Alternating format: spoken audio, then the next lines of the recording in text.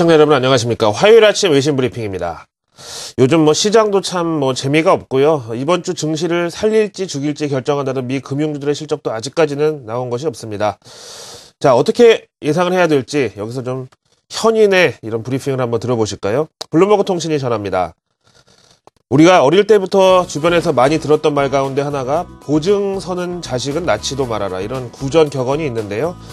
워런 버핏이 블룸버그 통신과의 새해 첫 인터뷰에서 내가 보증하겠다, 이런 이례적인 표현을 다 했습니다. 그래서 미국의 금융주들은 이제 더 이상 남은 문제도 앞으로 문제가 될 요소도 없을 것이라면서 I guarantee, 우리말로 내가 보증서겠다, 이렇게 강력한 지지 의사를 표명했습니다. 이 인터뷰 내용은 우리 시간으로 지난 주말에 나온 거라 좀 묻힌 감이 없지 않은데요. 몇 년 동안 기술주와 금융주는 그야말로 쳐다보지도 않던 워런 버핏이 지난해 7월 뱅크 오브 아메리카 우선주를 대량 매입했다가 보시는 대로 52억 5천만 달러의 수익을 거둬서 재미를 좀 보더니 이제는 이렇게 대놓고 금융주를 추천하는 전도사로 변신을 했고요. 또 지난번에 말씀드린 대로 태양광 업체에 투자하면서 그야말로 저점 포착의 달인으로 알려진 워런 버핏의 해안이 또 한 번 주목을 받고 있습니다. 그때가 벌써 한 달 전이었는데요. 그 뒤로 미국은 물론이고 우리나라 태양광 관련주 OCI나 한화케미칼 이런 종목들은 진짜 날개를 달고 날아가고 있죠. 아무튼 그래서 이번 주 실적 발표를 앞둔 미국의 골드만삭스, 뱅크 오브 아메리카, JP모간, 시티그룹 등 이런 미 금융주들이 호실적을 공개할 경우 글로벌 위험자산 선호 경향은 물론이고요. 국내 외국인 수급도 안정된 흐름을 이어갈 수 있을 것으로 보시면 되겠고요. 이를 워런 버핏이 보증선다, 이렇게 좀 느낌표를 찍어드려도 큰 무리는 아닐 것 같네요. 다음 내용 보시겠습니다. 현지 시간으로 15일 오후, 우리 시간으로는 내일 오전에 페이스북은 애플과 비슷한 미디어 초청 이벤트를 기획하고 있습니다. 관련 내용 보시죠. 근데 여기서 뭔가가 나올 것이다라는 지금 설레가 있어 왔는데요.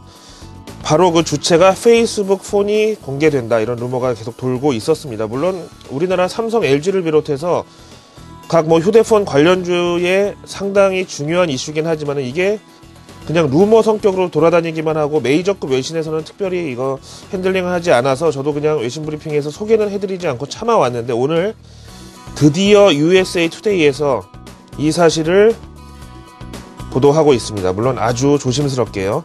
그래서 출처를 보시면은 바로 테크크런치라는 전자제품 전문 잡지라는 점을 명시하면서 먼저 이번에 페이스북 폰 출시가 발표될 경우에 예상을 하건대 이 기기의 특성은 스마트폰 기종에 페이스북 접속을 보다 쉽게 하기 위한 그런 오퍼레이팅 시스템을 전용으로 탑재를 하되 다른 제조회사가 콜라보레이팅으로 들어간다라는 표현이 나와 있는데 이 제조사는 아무래도 HTC가 될 가능성이 높다, 이런 내용입니다.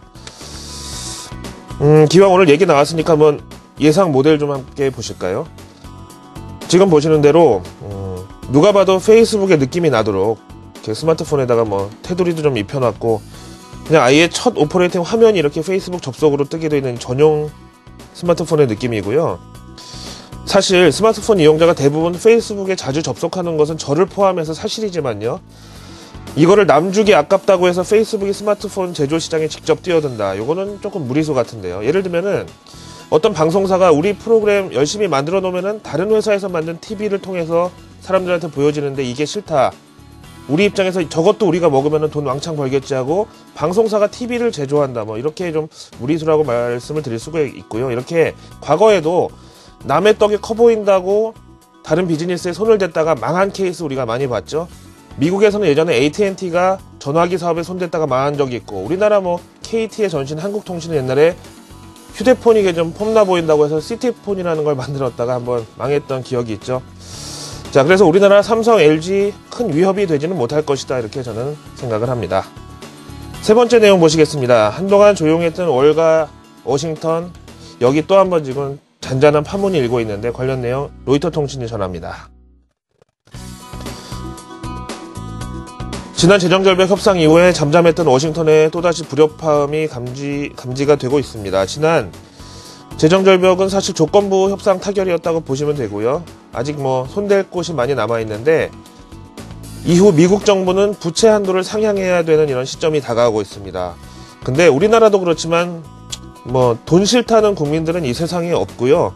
정치든 정책이든 이 민심을 얻고 국민들의 지지를 얻으려면 당연히 돈이 들기 마련인데요. 반대로 야당에서는 어떻게든 정부의 재정 지출을 묶어놔야 정치적으로 집권당의 지지를 조금이라도 약화시킬 수 있다는 점에서 사사건건 정부 지출과 예산 확보에 네이세이어, 우리말로 뭐 반대 입장만 고수하는 이런 반대파 입장을 고수한다는 이런 거죠. 근데 미국은 부채 한도가 다 차서 더 이상 정부가 재정 지출을 할 수 없는 상황이 2월 말로 다가오는데 이것도 예상입니다. 2월 중순에 닥칠 수도 있다고 티모시 가이트너 재무장관이 경고한 상태고요.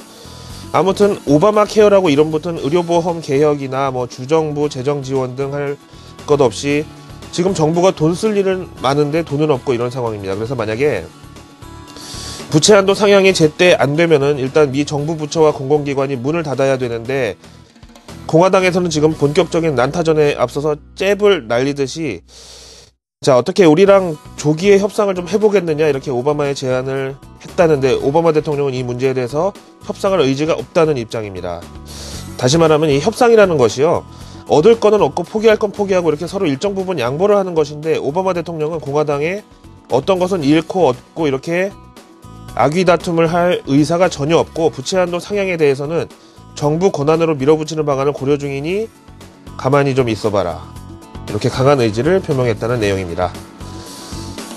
한쪽에서 완전히 좀 힘으로 눌러버렸으면 오히려 좀 잡음이 덜할 텐데요. 앞으로 또 워싱턴의 긴장이 커지고 있다 이런 내용까지 보셨습니다. 화요일 아침 외신 브리핑이었습니다.